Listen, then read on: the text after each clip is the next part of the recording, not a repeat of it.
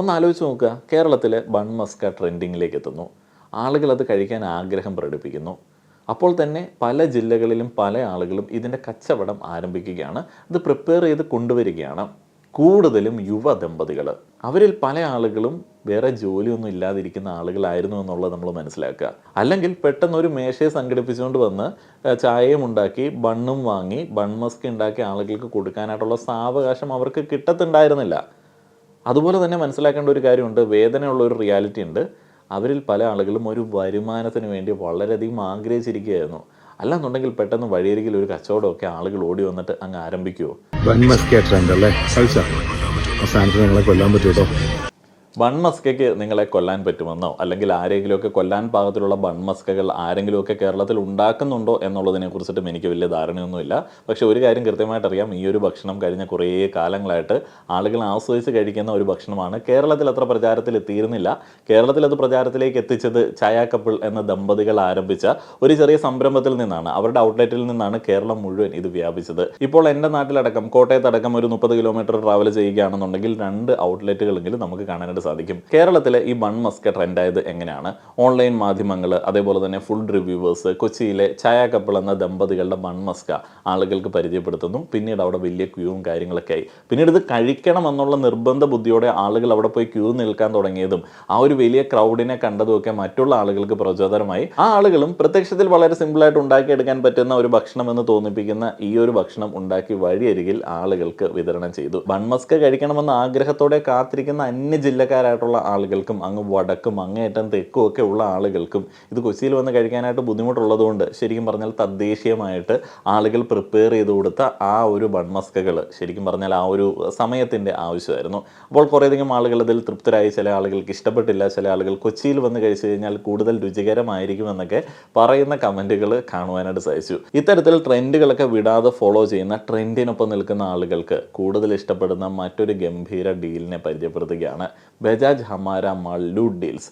Loot deals എന്താണെന്നുള്ളത് നമുക്കറിയാം. ഓരോ ലൂട്ട് ഡീൽസിന് വേണ്ടി നമ്മൾ കാത്തു നിൽക്കുകയാണ്. വീഡിയോയുടെ ഡിസ്ക്രിപ്ഷനിലും കമന്റ് ബോക്സിലും ഞാൻ കുറച്ച് കിടിലൻ ഡീലുകളുടെ ലിങ്കുകൾ പേസ്റ്റ് ചെയ്തിട്ടുണ്ട്.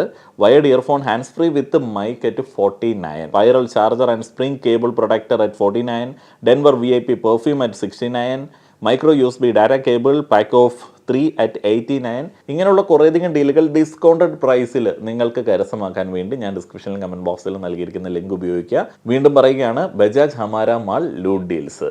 ഇൻസ്റ്റൻറ്റ് ഡിസ്കൗണ്ട് ഒരു 30 കിട്ടാൻ വേണ്ടി JB30 എന്ന ഓഫർ കോഡ് പർച്ചേസ് ചെയ്യുന്ന സമയത്ത് എൻ്റർ ചെയ്താൽ മതി കേട്ടോ. അപ്പോൾ വീഡിയോയുടെ ഡിസ്ക്രിപ്ഷനിലും കമൻറ്റ് ബോക്സിലും കൂടുതൽ കാര്യങ്ങൾ നൽകിയിട്ടുണ്ട്. വീഡിയോയിലേക്ക് തിരികെ വരുമ്പോൾ തുടക്കത്തിൽ ഞാൻ മൃണാൾ പറയുന്ന ഒരു കാര്യം ഒന്ന് ആഡ് ചെയ്തു. ബൺ മസ്ക നിങ്ങളെ കൊല്ലാൻ വരെ സാധ്യതയുള്ളൊരു സംഗതിയാണ് എന്നുള്ളൊരു കാര്യം.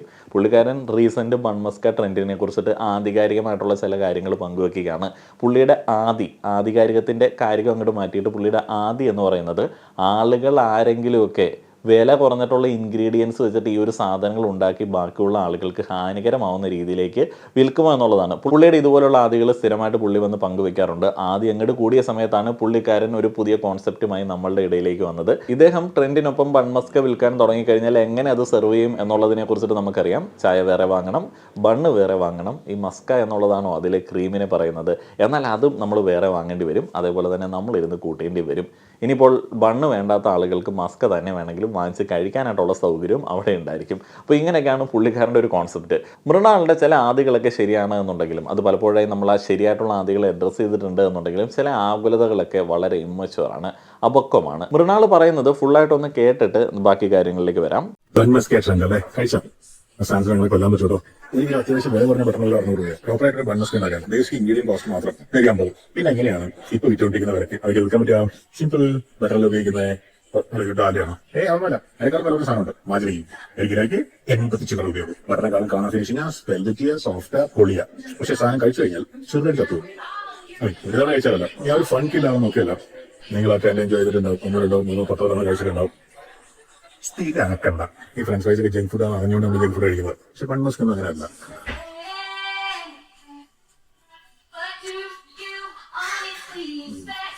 പലരും തെളിയിരിക്കുന്നത് ബണ്ണും ബട്ടറും ആണ്. നല്ല പ്യൂർ ബട്ടറും വെച്ച് നല്ല ബണ്ണും വെച്ച് ബാക്കി നല്ല സെറ്റപ്പിൽ ചെയ്യണമെങ്കിൽ നല്ല വില കിട്ടണ്ടേ? ആ വിലക്ക് ആരത് വാങ്ങിക്കാം? വിൽക്കുന്നവരും പറഞ്ഞിട്ട് കാര്യമില്ല, വാങ്ങുന്നവരും പറഞ്ഞിട്ട് കാര്യമില്ല.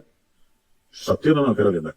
ഇദ്ദേഹം പറഞ്ഞതിൽ നിന്ന് ഒരു കാര്യം എടുക്കാം, സ്ഥിരമാക്കണ്ട. ബൺമസ് കേക്ക് കഴിക്കുന്ന ആളുകൾ സ്ഥിരമായിട്ട് അത് കഴിച്ചു കഴിഞ്ഞാൽ അതുമായി ബന്ധപ്പെട്ട ആരോഗ്യ പ്രശ്നങ്ങളൊക്കെ ഉണ്ടാക്കും. അതിനകത്തെ ബണ്ണും അതിനകത്തെ ബട്ടറും അതേപോലെ തന്നെ മിൽക്ക് മെയ്ഡും അങ്ങനെയുള്ള കാര്യങ്ങളൊന്നും കൂടുതലായിട്ട് കഴിക്കുന്ന അത്ര നല്ലതല്ല എന്നുള്ളത് നമുക്കറിയാവുന്നതാണ്. പക്ഷേ മൃണാളിൻ്റെ ഇഷ്യൂ എന്താണെന്ന് വെച്ച് കഴിഞ്ഞാൽ മൃണാൾ വളരെ ക്രൂക്ഡ് ആയിട്ടുള്ളൊരു ബിസിനസ്സുകാരനാണ്. അതുകൊണ്ട് ചില ഗുണങ്ങളൊക്കെ ഇൻഡസ്ട്രിക്ക് ഉണ്ട് എന്നുണ്ടെങ്കിലും അദ്ദേഹം പലപ്പോഴും മുൻവിധിയോടെ ബാക്കിയുള്ള കച്ചവടക്കാരെ, അതായത് അദ്ദേഹത്തിന് ഇൻഡസ്ട്രിയിൽ നിൽക്കുന്ന ആളുകളെ വിലയിരുത്തും. ആരെങ്കിലുമൊക്കെ വില കുറച്ച് ഭക്ഷണം വിൽക്കുകയാണെന്നുണ്ടെങ്കിൽ അത് ലോ ക്വാളിറ്റി ഇൻഗ്രീഡിയൻസ് കൊണ്ടാണ് ഉണ്ടാക്കിയത് എന്ന് പുള്ളി അങ്ങോട്ട് പറഞ്ഞു വെച്ച് കളയും. പക്ഷേ പുള്ളി എപ്പോഴും കൺസിഡർ ചെയ്യാത്ത ഒരു റിയാലിറ്റി ഉണ്ട്. പലപ്പോഴും നമ്മുടെ നാട്ടിലുള്ള ചെറിയ സംരംഭങ്ങളൊക്കെ എങ്ങനെയാണ് വില കുറച്ച് ഭക്ഷണം കൊടുക്കുന്നത്? കാരണം ആ ഒരു സംരംഭത്തിൻ്റെ നെടുന്തൂണായിട്ടുള്ള ബിസിനസ് ഓണറും അവിടെയുള്ള എംപ്ലോയീസും ഒക്കെ അവർ തന്നെ ആയിരിക്കും. അവരുടെ ആ ഒരു ലേബറിനെ പലപ്പോഴും പുള്ളി അവിടെ കൺസിഡർ ചെയ്യുന്നില്ല. അതേപോലെ തന്നെ അവരുടെ സെറ്റപ്പിംഗ് കോസ്റ്റിനെ കുറിച്ചിട്ടും പുള്ളി പലപ്പോഴും കൺസിഡർ ചെയ്യുന്നില്ല. പുള്ളി ഏതൊരു ഭക്ഷണത്തെ ആര് വിറ്റാലും പുള്ളി അത് നേരെ മൃണാളിൻ്റെ റെസ്റ്റോറൻറ്റിൽ വിറ്റ് കഴിഞ്ഞാൽ എത്രയായിരിക്കും അതിൻ്റെ ചിലവുകൾ എന്നുള്ള രീതിയിൽ അങ്ങോട്ട് കൺവേർട്ട് ചെയ്യും. ആ ഒരു ചിലവുകൾ ഇതിന് വരില്ലാത്തതുകൊണ്ടും ഇവർ വളരെ മിനിമലായിട്ടുള്ള ഒരു പ്രോഫിറ്റ് മാത്രം എക്സ്പെക്ട് ചെയ്യുന്നതുകൊണ്ടും അവരുടെ വീട്ടിലെ ചിലവ് മാത്രം കഴിഞ്ഞു പോയാൽ മതിയായിരിക്കും എന്നുള്ള ധാരണയിൽ പരിപാടി ചെയ്യുന്നതുകൊണ്ടുമാണ് പലപ്പോഴും വില കുറയുന്നത്. എന്നാൽ അങ്ങനെ സംരംഭം നടത്തുന്ന ആളുകളെ പുള്ളി ആ ഒരു ജനറലൈസേഷൻ സ്റ്റേറ്റ്മെൻറ്റ് കൊണ്ട് മോശക്കാരാക്കി കളയും. മൃണാൾ പറഞ്ഞ ഒരു പോയിന്റ് കൂടി നമ്മൾ കൺസിഡർ ചെയ്യുന്നുണ്ട് കേട്ടോ. ആളുകൾ ലോ ക്വാളിറ്റി ഇൻഗ്രീഡിയൻസ് വെച്ച് ഉണ്ടാക്കാനായിട്ടുള്ള സാധ്യതയുണ്ട്. മലയാളികളല്ലേ, ഇന്ത്യക്കാരല്ലേ, അപ്പോൾ കൂടുതൽ ലാഭം ഉണ്ടാക്കാൻ വേണ്ടി ചിലപ്പോൾ ചെയ്യാനായിട്ടുള്ള സാധ്യതയുണ്ട്. അത് മോണിറ്റർ ചെയ്യപ്പെടേണ്ടത് തന്നെയാണ്. പക്ഷേ മൊത്തത്തിൽ ജനറലൈസ് ചെയ്യുന്ന ഒരു കാര്യത്തെക്കുറിച്ചിട്ടാണ് നമ്മൾ സംസാരിക്കുന്നത്. ഈ ഒരു റേറ്റിൽ ഈ ഒരു ഭക്ഷണം വിൽക്കാനായിട്ട് പറ്റില്ല. അല്ലെങ്കിൽ ക്വാളിറ്റി കുറഞ്ഞ ഇൻഗ്രീഡിയൻസ് ഉപയോഗിക്കേണ്ടി വരും. ക്വാളിറ്റി കൂടിയ ഇൻഗ്രീഡിയൻസ് ഉപയോഗിച്ച് തത്തുല്യമായിട്ടുള്ള തുക ഈടാക്കി കഴിഞ്ഞാൽ ആരും അത് വാങ്ങില്ല. അങ്ങനെയുള്ള ഒരു അടച്ചാക്ഷേപിക്കലിൻ്റെ ആവശ്യം എന്താണ് എന്നുള്ളതാണ്. ഏതായാലും ഇതിൻ്റെ മറുപടി കേരളത്തിലെ ഒഫീഷ്യൽ ബൺമസ്ക ബ്രാൻഡ് അംബാസിഡേഴ്സ് ആയിട്ടുള്ള ചായ കപ്പിൾ കൊടുത്തിട്ടുണ്ട്. അതൊന്ന് പ്ലേ ചെയ്യാം. ഏയ് അപ്പൊ ശരിയാണ്, ബൺമസ്കക്ക് നിങ്ങളെ കൊല്ലാൻ പറ്റും. പക്ഷെ എങ്ങനെ? അത് ബാർജന ഉപയോഗിച്ച് കഴിഞ്ഞാൽ യെസ്, അത് പ്രശ്നം തന്നെയാണ്. പക്ഷെ നമ്മൾ ഉപയോഗിക്കുന്നത് ഫ്രം ദ സ്റ്റാർട്ട്. നിങ്ങൾ എല്ലാ വീഡിയോസിലും കണ്ടിട്ടുണ്ടാവും അമൂലിന്റെ ബട്ടർ, അമൂലിന്റെ ഡിസ്ട്രിബ്യൂട്ടറുടെ നിന്ന് മേടിക്കുന്നത് കണ്ടിട്ടുണ്ടാവും, സ്റ്റോക്ക് ചെയ്യുന്നത് കണ്ടിട്ടുണ്ടാവും. ഞങ്ങൾ പ്യുവർ ബട്ടറാണ്. അപ്പൊ ഇതാണ് ഞങ്ങളുടെ ആവറേജ് ഫ്രിഡ്ജ്. എപ്പോഴും ഇങ്ങനെയാണ് ഇരിക്കുന്നത്. ആക്ച്വലി ഇച്ചിരി അടുക്കി വെച്ചിട്ടാ, അത് ഇങ്ങനെ അലങ്കോലായിട്ട് വീഡിയോയിൽ കാണിക്കാൻ ഭംഗി ഉണ്ടാവാൻ വേണ്ടി കുറച്ച് അടുക്കിയെടുത്ത് വെച്ച്. പക്ഷെ സംഭവങ്ങൾ ഇതാണ്. പിന്നെ നാസ്കർപോൺ ചീസും, ആ ചീസിന്റെ കൂടരം കാണാം. അത് തിരാമിസ് സ്റ്റാർട്ട് ചെയ്തോണ്ട് അത് നല്ല ബെസ്റ്റ് ക്വാളിറ്റി ചീസ് യൂസ് ചെയ്യുന്നത്. അപ്പൊ ഞങ്ങൾക്ക് ജസ്റ്റ് ഇതൊന്ന് കാണിച്ചെല്ലാം തോന്നി. ഇതേപോലെ മാർക്കറ്റിൽ ആൾക്കാർ വേറെ ഇറങ്ങുന്നുണ്ട്, മാർജിൻ ഉപയോഗിക്കുന്നുണ്ട്, പ്രോഫിറ്റ് ഭയങ്കരമായിട്ട് കൂട്ടി സാധനം ഞങ്ങളുടെ മാർജിൻ പ്രോഫിറ്റ് ഇല്ല, പ്രോഫിറ്റ് മാർജിൻ വെച്ചില്ല. കാരണം ഞങ്ങൾക്ക് നിങ്ങളുടെ ഫുഡിന്റെ ആദ്യമായിട്ട് ഇറക്കും ആൾക്കാർക്ക് ഇഷ്ടപ്പെടുമോ നോക്കുന്നുണ്ട്. ഞങ്ങൾ ആദ്യം ഒട്ടും മാർജിൻ ഇല്ലാണ്ട് സ്റ്റാർട്ട് ചെയ്ത് ഞങ്ങൾക്ക് ഇപ്പോഴും മാർജിൻ ഇപ്പോഴും അങ്ങനെ തന്നെയാണ് പോകുന്നത്. അപ്പൊ അതും ആ ക്വസ്റ്റിന്റെ ആൻസർ ആയില്ലേ? ഇതാണ് ഞങ്ങളുടെ കഥ. ഞങ്ങളുടെ ബൺമസ്ക് കഴിക്കും, ഇത്ര പ്രശ്നമൊന്നുമില്ല. ക്വാളിറ്റി 100% ആണ്. എത്ര പിള്ളേർ വന്നിട്ട് അതിന്റെ പാരന്റ്സ് ചോദിക്കുന്നുണ്ട് പിള്ളേർ കഴിക്കാൻ പറ്റും. മനസ്സിൽ ഒരു കുത്തുലടകൾ പറയും, പിള്ളേർക്ക് കൊടുത്തു എന്ന് പറയും. പിള്ളേർക്ക് സേഫ് ആണത്, അങ്ങനെ തന്നെ പറയാം. ഞങ്ങൾ റിയൽ ആയിട്ട് ചെയ്യുന്നുണ്ട്. ഞങ്ങൾക്ക് അത്രയും കോൺഫിഡന്റ് ആയിട്ട് പറയാൻ പറ്റും. ഇത് ബട്ടറാണ്, നിങ്ങളിങ്ങനെ ടെസ്റ്റ് ചെയ്തോളൂ, ഒരു കുഴപ്പമില്ല, അത് ഹാപ്പി ആയിട്ടൊന്ന് കഴിച്ചോളൂ. മൃണാളിന് കൊടുത്ത മറുപടിയാണ് യുവ സംരംഭകർ അവരുടെ ബട്ടർ ഏതാണ് എന്നുള്ളത് കാണിച്ചു തരുന്നു. മെയിൻ ഇൻഗ്രീഡിയൻറ്റ് ബട്ടറാണല്ലോ, ബട്ടറും ചീസും ഒക്കെ ആണല്ലോ. അത് അമൂലിൻ്റെ ആണ്. അമൂലിൻ്റെ ബട്ടറിന് എന്തെങ്കിലും പ്രശ്നമുണ്ടോ? ഒരു പ്രശ്നവുമില്ല. അവിടെ മൃണാളിന് ഡൗട്ട്, അമൂൽ എങ്ങനെ ഈ റേറ്റിൽ ബട്ടർ കൊടുക്കുന്നു, മിൽമ എങ്ങനെ ഈ റേറ്റിൽ ബട്ടർ കൊടുക്കുന്നു, ചീസ് കൊടുക്കുന്നു എന്നുള്ളതൊക്കെയാണ്. അതിലേക്ക് ഞാൻ വരാം. അമൂല്, മിൽമ തുടങ്ങിയ ബ്രാൻഡുകൾ ഹോസ്പിറ്റാലിറ്റി ഇൻഡസ്ട്രീനെ സീരിയസ് ആയിരിക്കുന്നവരുടെ മുമ്പിൽ എപ്പോഴും ചോദ്യം, ഒരു ലിറ്റർ നെയ് അല്ലെങ്കിൽ ഒരു കിലോ ബട്ടർ ഉണ്ടാക്കാൻ 20 ചില്ലറ ലിറ്റർ പശുവിന്റെ പാല് വേണം എന്നാണ് കണക്ക്. ഇപ്പൊ മിൽമ കർഷകർക്ക് കൊടുക്കുന്ന വില വെച്ച് നോക്കിക്കഴിഞ്ഞാൽ 800 രൂപയുടെ അടുത്ത് വിലയുടെ പാല് വേണം. പാല് സംഭരിച്ച് ഒരു പ്ലാന്റിൽ എത്തിക്കണം അല്ലെ. വലിയൊരു പ്ലാന്റ് വേണം. അതിന് ഇൻവെസ്റ്റ്മെന്റുമായിട്ട് ബന്ധപ്പെട്ട കോസ്റ്റുകളുണ്ട്. അവിടെ ഇലക്ട്രിസിറ്റി വേണം, ബേസ് മാനേജ്മെന്റ്, അവിടെ ജോലി ചെയ്യുന്ന ആൾക്കാരുടെ ശമ്പളം 100 കണക്കിന് ചെലവ് അവിടെ ഉണ്ടാവും അല്ലെ. അത് കഴിഞ്ഞ് ഇത് പാക്കേജ് ചെയ്യണം, ബ്രാൻഡിംഗ് കോസ്റ്റ്, മാർക്കറ്റിംഗ് കോസ്റ്റ്, അതൊക്കെ കഴിഞ്ഞ് ഡിസ്ട്രിബ്യൂഷൻ കോസ്റ്റ്. ഇതിനെ ഡിസ്ട്രിബ്യൂട്ട് ചെയ്ത് റീറ്റെയിലർ എടുത്തിരിക്കണം. റീറ്റെയിലർ ഒരു മാർക്കറ്റ് എടുക്കില്ലേ, സൂപ്പർ മാർക്കറ്റ് ആയാലും ആരായാലും. അപ്പൊ 800 രൂപയുടെ റോ മെറ്റീരിയലും ഈ ബാക്കിയുള്ള കോസ്റ്റുകൾ ഞാൻ പലതും മറന്നിട്ടുണ്ടോ പറയാൻ, എല്ലാം കഴിയുമ്പോൾ 1000 രൂപയുടെ മേലെ കുറെ കൂടുതൽ പൈസ കയ്യിൽ വെക്കേണ്ടത്. എന്നിട്ട് ഇവരെങ്ങനെ ഇത് പകുതിയോ അല്ലെങ്കിൽ അതിന്റെ താഴെയോ വിലക്ക് വിൽക്കാൻ പറ്റുന്നത്? ഇത് നഷ്ടത്തിലുണ്ടാവുമോ? അമൂല് ആയിരക്കണക്കിന് കോടി ലാഭം ഉണ്ടാകുന്ന കമ്പനിയാണ്. മിൽമ ആയാലും കോടിക്കണക്കിന് രൂപ ലാഭം ഉണ്ടാകുന്നുണ്ട്. പിന്നെ മിൽക്കിൽ നിന്ന് എന്തെങ്കിലും എക്സ്ട്രാക്ട് ചെയ്തു. പക്ഷേ ഫാറ്റാണ് പ്രധാനമായിട്ട് ഇവരെ കണ്ടിട്ട്. പിന്നെ മിൽക്ക് എന്താ ബാക്കിയുള്ള വെള്ളമോ അതൊക്കെ നിങ്ങൾ കോൺട്രാക്ട് ചെയ്തിട്ടുണ്ടാവും. ഒരു പിടി കിട്ടുന്നില്ല ആലോചിച്ചിട്ട്. അതുകൊണ്ട് തന്നെ കൊള്ളാവുന്ന ഒരു ബിരിയാണിക്ക് മിൽമയുടെ അമൂലിന്റെ നെയ്യ് കൊടുത്താൽ അംഗീകരിക്കില്ല. ഞങ്ങളാണ് കൂടുതൽ മിൽമയുടെ അമൂലിന്റെ ബട്ടറോ നെയ്യോ ഒന്നും ഉപയോഗിക്കാറുണ്ട്. ഒരു പിടി കിട്ടുന്നില്ല. എന്താണ് ഇത് പരിപാടി? ഇതിനോട് മൃണാൾ പ്രതികരിച്ച ഒരു രീതിയുണ്ട്. ആ ഒരു രീതിയിലാണ് വലിയ പ്രശ്നം കിടക്കുന്നത്. ഇത് ബൺമസ്ക വിൽക്കുന്ന ആളുകളെ മാത്രം ബാധിക്കുന്നതല്ല, ഇത് ഇന്ത്യയിലെ തന്നെ ഏറ്റവും വിശ്വാസത്തോടെ ആളുകൾ ഉപയോഗിക്കുന്ന പ്രൊഡക്റ്റുകൾ വിൽക്കുന്ന ഒരു വലിയ സഹകരണ പ്രസ്ഥാനത്തെയും അത്തരത്തിലുള്ള പ്രസ്ഥാനങ്ങളെയും ബാധിക്കുന്നതാണ്. അമൂലിൻ്റെ പ്രൊഡക്ട്സ്, മിൽമയുടെ പ്രൊഡക്ട്സ്, അതൊക്കെ എങ്ങനെ ആളുകൾക്ക് ഈ ഒരു വിലയിൽ വിൽക്കാനായിട്ട് പറ്റുന്നു? അപ്പോൾ അവിടെ എന്തൊക്കെയോ സംഭവങ്ങളുണ്ട് എന്നുള്ള രീതിയിൽ ഒരു ഡിസ്ട്രസ്റ്റ്, ഒരു ചെറിയ ഒരു സിദ്ധാന്തം പുള്ളിക്കാരൻ അങ്ങടേക്ക് ഇട്ട് കൊടുക്കുകയാണ്. അത് വലിയ അപകടം പിടിച്ച ഒരു സംഗതിയാണ്. അത് വളരെ മോശമായിട്ടുള്ള ഒരു സമീപനമാണ്. അയാൾക്ക് തിരുത്താനായിട്ടുള്ള അവസരം ഉണ്ടായിരുന്നു. ഓക്കെ, ഞാൻ എല്ലാ ആളുകളെയും ഉദ്ദേശിച്ചിട്ടല്ല പറഞ്ഞത്, ഇങ്ങനെ ആളുകൾ ഉപയോഗിക്കാൻ സാധ്യതയുണ്ട്, കാരണം ഇങ്ങനെ ആൾട്ടർനേറ്റീവ്സ് ഒക്കെ ഉണ്ട്, അത് ചീപ്പാണ്, സൂക്ഷിക്കണം എന്നുള്ള രീതിയിൽ പറഞ്ഞു വെച്ചാൽ മതിയായിരുന്നു. അപ്പോൾ അദ്ദേഹത്തിൻ്റെ സ്വതസിദ്ധമായിട്ടുള്ള ഒരു ഈഗോ കാരണം അതങ്ങ് സമ്മതിച്ചു കൊടുക്കാനായിട്ട് പറ്റിയില്ല. വെറുതെ ഒന്ന് ഗൂഗിളിൽ സെർച്ച് ചെയ്ത് കഴിഞ്ഞാൽ വീഡിയോ ദൃശ്യങ്ങളടക്കം, ഡോക്യുമെൻ്ററീസ് അടക്കം, ന്യൂസ് റിപ്പോർട്ടുകൾ അടക്കം മനസ്സിലാക്കാൻ പറ്റുന്ന വളരെ ട്രാൻസ്പെറൻ്റ് ആയിട്ടുള്ള ഒരു സിസ്റ്റം മെയിൻറ്റെയിൻ ചെയ്യപ്പെടുന്ന സംരംഭങ്ങളാണ് മിൽമയും അമൂലും ഒക്കെ. സഹകരണ പ്രസ്ഥാനങ്ങളാണ്. എങ്ങനെയാണ് ഇവർ ഈ ഒരു വിലയ്ക്ക് ഇന്ത്യയിൽ പാൽ ഉൽപ്പന്നങ്ങൾ വിൽക്കുന്നത് എന്ന് ചോദിച്ചു കഴിഞ്ഞാൽ അതിന് സിമ്പിളായിട്ടുള്ള ഒരു ഉത്തരം തന്നെ അതിൻ്റെ കമ്പനിയുടെ ആ ഒരു ബയോയിൽ പറഞ്ഞിട്ടുണ്ട്. ഇതൊരു സഹകരണ പ്രസ്ഥാനമാണ്. കർഷകരിൽ നിന്ന് നേരിട്ട് ആരെടുക്കുന്നു? കമ്പനി തന്നെ നേരിട്ട് കർഷകരിൽ നിന്ന് എടുക്കുകയാണ്. സാധാരണ ഒരു പ്രൊഡക്റ്റ് ഉണ്ടാക്കുന്ന സമയത്ത് അതിലേക്ക് വേണ്ട റോ മെറ്റീരിയൽസ് പർച്ചേസ് ചെയ്യുമ്പോൾ ഇടനിലക്കാരുണ്ടാവും. ഇവിടെ അങ്ങനെയൊന്നുമില്ല, നേരെ കർഷകരിൽ നിന്ന് എടുക്കുകയാണ്. ഇത് ആരാണ് വീണ്ടും സെല്ലേഴ്സിൻ്റെ അടുത്തേക്ക് കൊണ്ടുപോയി കൊടുക്കുന്നത്? ഇടനിലക്കാരൊന്നുമില്ല, നേരിട്ട് കമ്പനി തന്നെ കൊണ്ടുപോയി കൊടുക്കുകയാണ്. ഈ ഒരു പ്രൈമറി മെത്തേഡ് കൊണ്ടാണ് മിൽമയും അമൂലും ഒക്കെ ഇത്ര വലിയ പ്രസ്ഥാനങ്ങളായിട്ട് വളർന്നത്. ഇനി മറ്റൊരു സംഗതിയുണ്ട്. ഈ പാലും പാലുൽപ്പന്നങ്ങളും മൂല്യവർദ്ധിത ഉൽപ്പന്നങ്ങൾ എന്നൊക്കെ നമ്മൾ പറയുന്ന കാര്യം, ഒരു പദാർത്ഥത്തിൽ നിന്ന്, ഇപ്പോൾ പാലിൽ നിന്നാണെന്നുണ്ടെങ്കിൽ ആ ഒരു പാലിനെ വേർതിരിച്ച് പല പ്രൊഡക്ട്സുകൾ ഉണ്ടാക്കുകയാണ്. മൃണാൾ പറഞ്ഞത് കേട്ട് സംശയിച്ചിരിക്കുന്ന ആളുകളും ജസ്റ്റ് ഗൂഗിളിലൊക്കെ ഒന്ന് സെർച്ച് ചെയ്യുക. അതിനു മുന്നേ നിങ്ങൾക്ക് മനസ്സിലായില്ല എന്നുണ്ടെങ്കിൽ വളരെ സിമ്പിളായിട്ട് പറയാം. ഈ പാല് കർഷകരിൽ നിന്ന് എടുത്ത് സാധാരണ ആളുകളുടെ അല്ലെങ്കിൽ ഹോട്ടലുകളുടെ കൈകളിലേക്ക് കൊടുക്കുന്ന സമയത്ത് തന്നെ ഇവർ പ്രോഫിറ്റിലേക്ക് എത്തുന്നുണ്ട്. പക്ഷേ ഇവർ ആ ഒരു റോ മിൽക്ക് ഡയറക്റ്റാണ് കൊണ്ടുപോയി കൊടുക്കുന്നത്? അല്ല, ആ ഒരു റോ മിൽക്കിൽ നിന്ന് കുറേയധികം കാര്യങ്ങൾ വേർതിരിച്ചെടുക്കുന്നുണ്ട്. റോ മിൽക്കിൽ നിന്ന് വേർതിരിച്ചെടുത്തതിന് ശേഷമുള്ള പാല് ബാക്കിയുള്ള ആളുകൾക്ക് വിൽക്കുന്ന സമയത്ത് തന്നെ സംരംഭം ബ്രേക്ക് ഈവൻ ആവുന്നു എന്നുള്ളതാണ് അതിൻ്റെ ഒരു തിയറിറ്റിക്കൽ എക്സ്പ്ലനേഷൻ. ഇതിനകത്തൊന്നും വലിയ കാര്യമായിട്ട് ചിന്തിച്ച് തല പോയിക്കേണ്ട സംഗതിയൊന്നുമില്ല. ഇപ്പോൾ സംഭവം എന്നാന്ന് വെച്ച് കഴിഞ്ഞാൽ പുള്ളിക്കാരൻ വെറുതെ ഒരു സാധനം അടിച്ചു കിട്ടു, അതൊരു ജനറലൈസേഷൻ സ്റ്റേറ്റ്മെൻ്റ് ആയിപ്പോയി. അതിനെതിരെ ആളുകൾ പ്രതികരിച്ചു. അപ്പോൾ അവരുടെ കണ്ണിൽ പൊടിയിടാൻ വേണ്ടി മറ്റൊരു സാധനം, നമ്മൾ ഡൈവേർട്ട് ചെയ്ത് ചിന്തിക്കാൻ വേണ്ടി ഒരു സാധനം പുള്ളി അങ്ങോട്ട് അടിച്ചിരിക്കുകയാണ്. ഇപ്പോൾ പുള്ളി പറയുന്ന കേട്ടാൽ തോന്നും പുള്ളി രാവിലെ പശുവിനെ കറന്ന് ചായയൊക്കെ എടുത്ത്, അല്ലെങ്കിൽ അതിൽ നിന്ന് വെണ്ണ വേർതിരിച്ച്, അതിൽ നിന്ന് നെയ്യുണ്ടാക്കി അത് ബിരിയാണിയിൽ ഒഴിച്ചിട്ടൊക്കെയാണ് നമുക്ക് തരുന്നതെന്നുള്ളത്. ഒന്നുമല്ല, എല്ലാ ആളുകളും വിശ്വസിക്കാൻ പറ്റുന്ന സംരംഭങ്ങളിൽ നിന്നാണ് സാധനങ്ങൾ എടുക്കുന്നത്. മിൽമ, അമൂല് അവരുടെ പ്രൊഡക്ട്സുകൾ നമുക്ക് 100% വിശ്വസിച്ച് ഉപയോഗിക്കാൻ പറ്റുന്ന, മറ്റ് അഡൾട്രേഷനൊന്നും ഇല്ലാത്ത പ്രൊഡക്റ്റുകളാണ്. അത് ഉറപ്പിച്ച് പറയാൻ പറ്റുന്ന കാര്യമാണ്. നിങ്ങൾ എന്തിനാണ് ഈ ബൺ മസ്കേക്കൊക്കെ പാവങ്ങളെ പറ്റി ഇങ്ങനെയൊക്കെ പറയുന്നത്? അവിടെ ഇൻഗ്രീഡിയൻസ് ഇങ്ങനെയാണ്. അവർ പാവങ്ങളല്ല, അവർ നന്നായിട്ട് കച്ചവടത്തിൽ ജീവിച്ചു. നിങ്ങൾ ഉപദ്രവിക്കുന്നു. ഫുഡ് ഇൻഡസ്ട്രിയിൽ ആരെങ്കിലും ഏത് റവന്യൂ സ്ട്രീം ആയാലും, കുറവ് റവന്യൂ, കൂടുതൽ റവന്യൂ, എന്തോ ആയിക്കോട്ടെ, ഒരു പാവങ്ങളായിട്ട് ഇപ്പോഴും തുടരുന്നുണ്ടെങ്കിൽ അതിന്റെ പ്രധാന കാരണങ്ങളിലൊന്നും നല്ല ഇൻഗ്രീഡിയൻസ് ഉപയോഗിച്ച് മോശം ഒന്നും ഉപയോഗിക്കില്ല. എത്ര ഓപ്ഷൻസ് ഉണ്ടെങ്കിലും നിങ്ങളുടെ ആരോഗ്യത്തിന് ദോഷം വരുന്ന ഒന്നും ഉപയോഗിക്കാൻ നിർബന്ധമുള്ള ആൾക്കാരാണ്. അതാണ് അതിന്റെ പ്രധാന കാരണം. ഒരു ഉദാഹരണം പറയാം. ഞങ്ങൾ ഉപയോഗിക്കുന്ന വെളിച്ചെണ്ണ 400 ചില്ലറ രൂപയാണ് കഴിഞ്ഞ കുറേ മാസത്തെ വെളിച്ചെണ്ണയുടെ ആവറേജ് വില. അത് ഉപയോഗിച്ച് ചിക്കൻ ഫ്രൈ ചെയ്ത് സ്നാക്സ് ഫ്രൈ അതിന് ഉപയോഗിക്കുമല്ലോ. ആ എണ്ണ ഡിസ്പോസ് ചെയ്യണമല്ലോ. അപ്പോൾ ഉപയോഗിച്ച് കഴിഞ്ഞത് 55 രൂപയ്ക്കാണ് ഞങ്ങൾ കൊടുക്കുന്നത്. 50 രൂപയ്ക്ക് ഞങ്ങൾക്ക് എന്നിട്ടാണ് അവർ എടുത്തുകൊണ്ട് പോകുന്നത് ബയോഫ്യൂലിനൊക്കെ. ആ വണ്ടിയുടെ ഡ്രൈവർ ഞങ്ങളുടെ ഷെഫിനോട് പറഞ്ഞതാണ്, ഇവിടുത്തെ പല റെസ്റ്റോറൻറ്റുകളും പല ആൾക്കാരും ഞങ്ങളുടെ കയ്യിൽ നിന്ന് നിങ്ങൾ തരുന്ന വിലയേക്കാളും കുറച്ച് കൂടുതലൊന്നും വാങ്ങിക്കുന്നുണ്ടെന്ന്. അവർ അതിനകത്ത് വെളിച്ചെണ്ണയുടെ ഫ്ലേവറുണ്ട്, ഞങ്ങൾ ഉപയോഗിച്ച മസാലയുണ്ട്, എല്ലാം ഉണ്ടായി.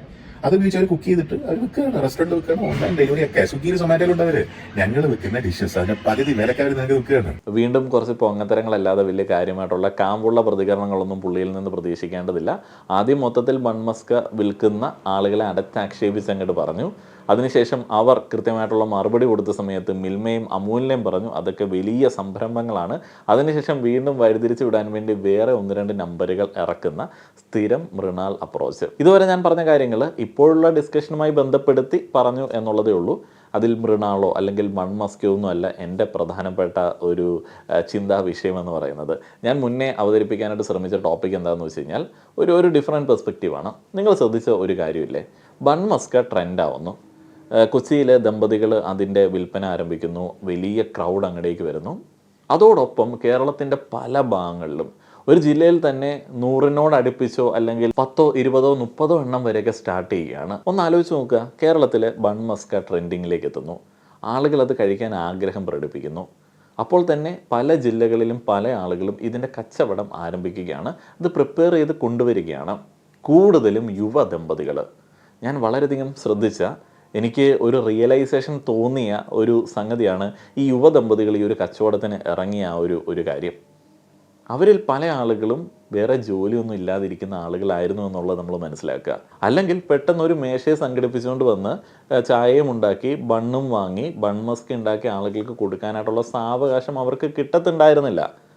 അതുപോലെ തന്നെ മനസ്സിലാക്കേണ്ട ഒരു കാര്യമുണ്ട്, വേദനയുള്ള ഒരു റിയാലിറ്റി ഉണ്ട്. അവരിൽ പല ആളുകളും ഒരു വരുമാനത്തിന് വേണ്ടി വളരെയധികം ആഗ്രഹിച്ചിരിക്കുകയായിരുന്നു. അല്ലാന്നുണ്ടെങ്കിൽ പെട്ടെന്ന് വഴിയരികിൽ ഒരു കച്ചവടമൊക്കെ ആളുകൾ ഓടി വന്നിട്ട് അങ്ങ് ആരംഭിക്കുമോ?